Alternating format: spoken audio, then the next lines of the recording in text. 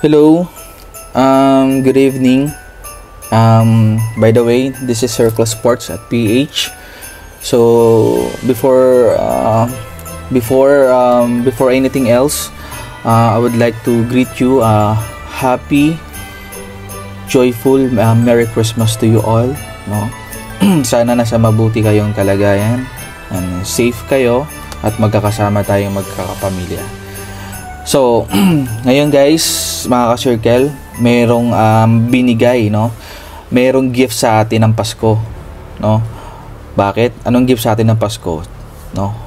May gift sa atin ng Pasko dahil may parating na magandang laban, which is magaganap on December 26, 2023. Tomorrow 'yan, no? So, anong oras? 7 PM. So, Sir Circle, sino po yung maglalaro? So, yung maglalaban is si Marlon Tapales, yung Filipino boxer natin, yung champion natin, no? Versus dun sa Japanese boxer na tinatawag nilang The Monster, na si Naoya Inoue, no? So, magaganap siya on December 26, Tuesday yon, tomorrow, which is 7 PM. So, yan, lagay nyo na sa tickmark nyo yan sa calendar nyo, ha? 7 PM. So, sir, saan ko siya mapapanood? Mapapanood nyo siya sa One Sports Live, local channel natin yon, at saka sa Pilipinas Live. So, sa Pilipinas Live, kung makikita nyo, more on sports yun ng basketball yan, yung mga lalo na yung local natin, no? If you want, you can subscribe para mapanood yung mismong laban. Huwag na kayong maghanap sa Facebook ng mga nagla-live doon, tapos magbabayad pa kayo ng GCash. So, mag-subscribe na lang kayo dun sa Pilipinas Live. 149 pesos lang naman siya. Mapapanood nyo na yung mismong laban, no? If you want to be free, gusto nyo maging free naman yung laban, hindi doon na lang kayo sa One Sports na local channel natin. Okay. Recap tayo. So, kanina may nangyaring weigh-in, no? Around 1 PM na tayo. So, yung weigh-in, ang pinaglalabanan pala nila dito is yung undisputed super bantamweight title. Sabihin nun, bakit undisputed? So, pag sinabi undisputed, yung umaga, ikaw yung naghahari dun sa division na yun. So, bakit naghahari? Kasi, meron kasing 4 na belts yung division. So, si Naoya Inoue may hawak na 2 belt. Si Marlon Tapales, ganun din. May hawak din siyang 2 belts. So, nakuha nila yon sa kanya-kanya nilang past fight. Si Naoya Inoue, natalo niya si Stephen Fulton, no? Champion si Stephen Fulton. Si Marlon Tapales naman, yung champ natin, nakuha niya kay Akhmad Aliyev, champion din. So, nakuha nila yung tigda 2 belt ni Stephen Fulton at saka ni Akhmad Aliyev. So, ganun ka importante yung laban na to. So, kailan lang nakuha? Nakuha din nila ngayong taon, no? Si Marlon Tapales, nakuha niya yun noong April na laban. Si Naoya Inoue, nakuha nitong July. Nakuha niya. So, bakit very important ng laban na to, no? Sa bawat fighter. Doon sa nangyaring weigh-in kanina, good thing naman, nakuha naman yung kanya-kanyang timbang, no? So, kay Naoya Inoue, nasa 121.6 pounds. Si Marlon Tapales naman, nasa 121.2 pounds. Medyo mabigat lang konti si Naoya Inoue, nasa 0.04 yung lamang niya. So, hindi naman siya ganun I think hindi naman ganun ka big deal pa yun, na tingin ko irrelevant naman yung 0.04. So, bakit napaka-important, no? At imagine mga ka-circle, binayaan tayo ng free live watch from One Sports. So, bakit, ibig sabihin, gano'n ka-importante yung laban na to? Bakit nga ba gano'n ka-importante yung laban na to? Lalo na sa ating mga Pilipino. Sa ating mga Pilipino, guys, sa atin, very important tong laban na to, lalo na sa atin, no? Kasi, si Marlon Tapales, just in case na manalo si Marlon Tapales kay Naoya Inoue, magiging first Filipino boxer siya na naging undisputed, no, sa super bantamweight division. So, bakit first? Kasi, I mean, hindi first Filipino boxer na naging champ, naging undisputed, no? Kasi ang naging undisputed si Naoya Inoue. So, bakit very important to? Ka-circle, di ba si Manny Pacquiao yung undisputed natin? Actually, mga ka-circle, hindi naman si Manny Pacquiao yung naging first undisputed natin, no? In short, wala pa naging undisputed na boxer, na Filipino boxer. Kasi si Manny Pacquiao noon, umaakyat-akyat lang siya ng division. So, ganun yung nangyari sa kanya. Pero mahirap din yung nangyari kay Pacquiao. I think wala na makakagawa nun. 8 division yung inakyat niya. Ang dami nun. Tsaka mahirap umakyat ng timbang. Lalo na ngayon, sa inyo guys, mga bagong mga fans din ng boxing, lalo na yung mga baguhan dito sa boxing, no? Mahirap umakyat ng timbang. Sobrang mahirap. Lalo na yung kunyari medyo power puncher ka, tapos aakyat ka ng timbang, baka kasi hindi mo dala-dala, no, yung power na yan. Ngayon, kaya very important talaga siya kay Marlon Tapales na manalo siya kay Naoya Inoue. Kaya ganun ka-hunger si Marlon Tapales ngayon. So, pagdasal natin na sana manalo si Marlon Tapales. Si Naoya Inoue naman, very important din sa kanya. Bakit?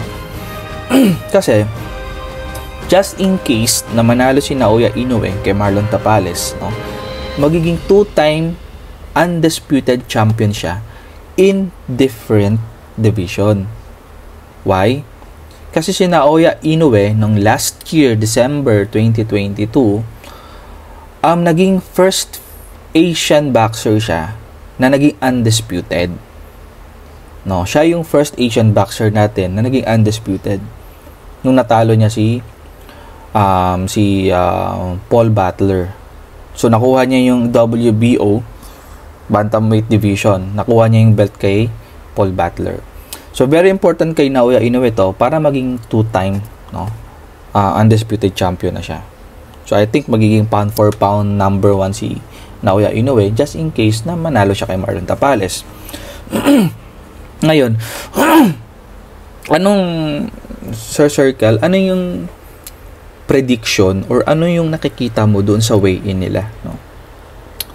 Marami akong nakikita o nababasa, lalo sa YouTube. Kasi more on YouTube ako ngayon, tsaka Facebook di bihira na lang eh. So, YouTube talaga ako. Sa YouTube, napapanood ko, marami nagko-comment doon na natatakot daw si Inoue. Yung spark na nakikita nila kay Inoue na parang natatakot daw kay Marlon Tapales. Sa akin, ang opinion ko dyan, well, hindi natin pwedeng baluktutin, no, yung opinion ng iba kasi opinion nila yon. So, sa akin naman, kasi matagal na rin naman ako nanonood ng boxing, no. Simula pa nung kay Manny Pacquiao tsaka kay Luisito Espinosa. Ang nakikita ko sa weigh-in nila is nakafocus lang talaga si Naoya Inoue. No, hindi ko nakikita na natatakot siya kay Marlon Tapales. Why? Kasi siguro tayo, mga Filipino, napansin kasi lang siguro natin na yung last na laban ni Inoue na kay Stephen Fulton is medyo galit si Inoue dun eh. Medyo maangas. So, sobra-sobra yung angas niya. No, lalo na nag-weigh-in o nag-face off sila ni Stephen Fulton. So, may reason kasi bakit ganon si Naoya Inoue kay Stephen Fulton. Grabe naman kasi simula nung wala pa yung laban, no. Marami ng accusation na si Naoya Inoue nandadaya dahil yung hand drop nga niya, hindi nila gusto yung hand drop ng tao, no, ng boxer. So, I think doon pa lang, siguro na napuno na siguro si Naoya Inoue kaya siguro ganun yung attitude niya o behavior niya kay Stephen Fulton. Dito kasi kay Marlon Tapales, I think he was just paying respect for Marlon Tapales. That's why ganun siya, no? Actually, for me, it's a mysterious kind of a boxer na ginawa niya ni Naoya Inoue na parang poker face, no? Poker face siya nung weigh-in, which is napanood ko naman yung mga dati niyang weigh-in, ganun din naman yung ginagawa niya, no? Ngumingiti lang siya, i-shake hands yung kamay mo, tapos ngingiti lang siya, ganun. Pero kay Stephen Fulton, hindi talaga. Talagang niyabangan niya. At may halong inis, pikon, ganun yung reaction ng mga mata ni Naoya Inoue. Pero this time, I think it was just respecting the strength, power of Marlon Tapales. No? Ngayon, kung takot si Naoya Inoue talaga, no? Maganda yun, di ba? Okay din yun. Kasi at paano, favorable sa atin yan, lalo na sa ating mga Pilipino. No? Pero I think hindi. Just to be objective, hindi natin yan, for me, hindi pa natin alam yan. Kasi more on mind gaming kasi ngayon Pwede kasing, kagaya yan, alam na nating takot pala si Naoya Inoue dahil just pinakitang weigh-in, di ba? Alam nyo na takot pala si Naoya Inoue. Dali na kayo. Kasi, takot si Naoya, Marlon Tapales, takot pala si Naoya Inoue. Sugurin mo na. Takot pala sa yun. Di wala. Di ba? Nahulog na kayo sa patibong. So, wag muna. Wag muna tayo maging ganon, guys. Basta game plan lang. Tapusin mo na, sumunod lang muna tayo sa game plan. Kailangan, maging cautious pa rin tayo. Kasi si Naoya Inoue, alam niyo yan kung gaano kabilis yan, gaano kalakas, di ba? At hindi lang yan basta speed and power na meron siya. Meron siyang smart. No? Mayroon din siyang smart din siya sa ring. Diba? So, yun lang nakikita ko dyan. Ngayon, ang prediction ko sa laban na to, hindi yan matatapos siguro ng 12 round. Kasi, both of them are a fighter. Both of them are hunger to win, no? Both of them are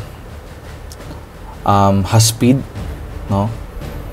So, I think hindi siguro darating sa point na mayroon siguro yung chance na aabot sa decision, pero for me it's more about knockout, technical knockout, ganun. So siguro at first round 1 to round 3, tingin ko diyan meron yang papakawalan ng mga decoy, no? For example, papakawala ko nyari si Naoya Inoue ng suntok, no? Suntok na medyo mahina, no? Pero ang gagawin ni Naoya Inoue nun, sa round 1, titignan niya kung ano ang magiging reaction ni Marlon Tapales dun sa jab niya. Ganon din naman siguro si Marlon Tapales, no? Susuntok sa bodega, titignan niya yung reaction ni Naoya Inoue. Diba? Ngayon, kung yung pagsuntok ni Naoya Inoue, ang reaction kunwari ni Marlon Tapales is napayuko siyang ganon, nakalimutan niyang itaas yung kamay niya, dalawa, tapos sinuntok ulit ni Naoya Inoue sa baba, gumanon ulit si Marlon Tapales, alam na ni Naoya Inoue. Susunod na titirahin ulit sa bodega yan, susunod niya na yung right punch niya. Diba? Ganon din si Marlon Tapales. For me, tingin ko, ganon din si Marlon Tapales, susuntok din niya ng jab, no? Papakawala mo na yun ng jab, titignan niya kung anong reaction mo na ni Naoya Inoue, no? Kung anong reaction niya, kung gaganon ba siya, kung medyo ibababa niya ba yung yung kamay niya, no? Kasi kung ibababa niya, kunyari pag binitawan ni Marlon Tapales yung right jab niya, pag binaba ni Naoya Inoue yung dalawang kamay niya, pero may space sa ilalim, dalawang beses kunwari ginawa ni Marlon Tapales yun, alam ni Marlon Tapales. Sa susunod na pag ginawa niyang right jab, susundan niya ng left uppercut. May possible na ganun. Tingin ko dyan, study mo na yan. Round 1 to round 3. 4, 5, 6, bomba na yan. Bakbaka na yan, 5, 5, 6. Kaya I think, mind gaming, tsaka bakbakan talaga. So, siyempre, we hope na sana maganda maging laban, tsaka sana maging safe yung both fighter, diba? Kasi sayang kung may mangyari sa kanilang masama, may magaganda yung talent nila diba? Basta pag Asian boxer, mga malalakas talaga.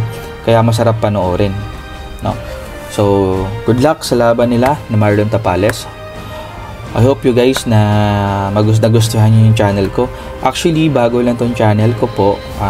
Sana, kung di pa kayo nakapag-subscribe, please subscribe naman. Tsaka, pakihit na rin yung notification bell for more updates, tsaka para supportan din sa channel na to. So, kaya ako ginawa tong channel na to kasi marami ako nakikita na mga vlogger, no, yung gumagawa ng YouTube na yung iba, mga clickbait lang, no? And then, pag pinanood mo na iba, no? Iba doon sa mismong title. So, ang pangit naman, 'di ba? Huwag naman sana ganun kasi maraming legitimate boxing fans na nakakakuha sila ng information na hindi naman maganda. So, muli guys, mga ka-circle, sana po support niyo po yung channel ko. Bago lang po ako dito, pagpasensyahan nyo na po ako. Ngayon, kung may mali po sa mga ginagawa ko, please do comment and para po mabago ko rin po siya. Okay? Maraming salamat po and Merry Christmas po. Kita-kits po tayo tomorrow for the fight. God bless.